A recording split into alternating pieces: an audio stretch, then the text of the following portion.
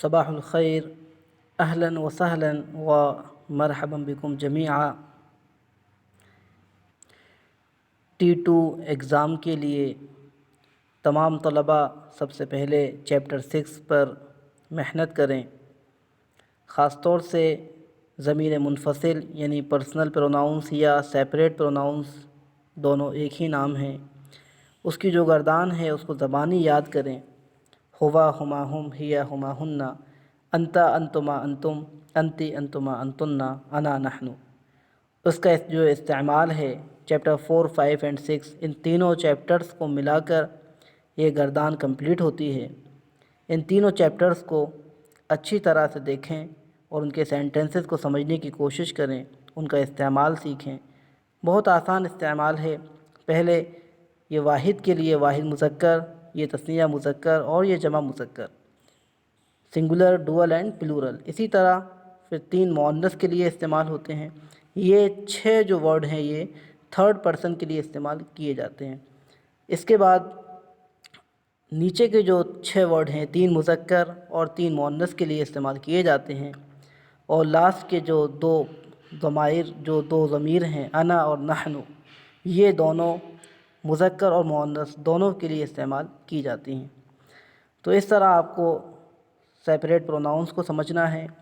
جمع کی جو 3 اقسام دی ہوئی ہیں، جمع مذکر سالم، جمع مؤنث سالم اور جمع مکسر، ان تینوں کو سمجھنا ہے۔ اس کے بعد چیپٹر 9 حروف جارہ۔ حروف جارہ میں آپ الف لام کا استعمال بھی سیکھیے۔ اس کے علاوہ حروف جارہ 17 ہوتے ہیں، آپ کو معلوم ہے، جن میں سے ہم نے 5 پڑھے ہیں، ان کا استعمال بھی اس سبق میں دیا ہوا ہے۔ اسی طرح چیپٹر 10 میں جو کلمات الاستفہام ہیں ان کو بھی آپ یاد کیجئے، اور خاص طور سے چیپٹر 11 اور 12 جو ہے سبق نمبر 11 اور 12، وہ بہت زیادہ اہم ہے۔ سبق نمبر 11 مرکب اضافی یعنی مضاف مضاف الیہ کا چیپٹر ہے، جینیٹو فریز جسے ہم کہتے ہیں۔ مضاف مضاف الیہ کی گردان، مضاف مضاف الیہ کے جو سینٹنسز ہیں ان کو اچھی طرح سمجھیے، ان کے قواعد کو آپ پڑھیے۔ اس کے بعد موصوف صفت کے جو قواعد آپ کو پڑھائے گئے، موصوف صفت کے قواعد بھی آپ کو یاد کرنا ہے۔ آپ کو معلوم ہے کہ موصوف صفت کے درمیان 10 چیزیں سیم ہوتی ہیں، جن میں سے 4 چیزیں ایک ساتھ ایک ہی سینٹنس میں پائی جاتی ہیں۔ مثلا کتابٌ پہلے عربی میں موصوف آتا ہے، اس کے بعد اس کی صفت آتی ہے۔